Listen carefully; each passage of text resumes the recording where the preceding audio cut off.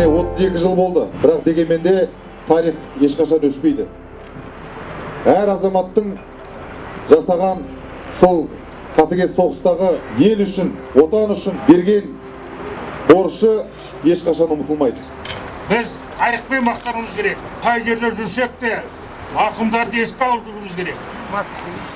Олардың ата-аналары, жұбайлары шаңырағын ұмытпау біздің парызымыз.